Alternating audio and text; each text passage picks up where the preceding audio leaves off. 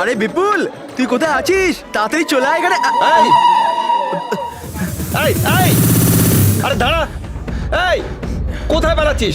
দাঁড়া বলছি।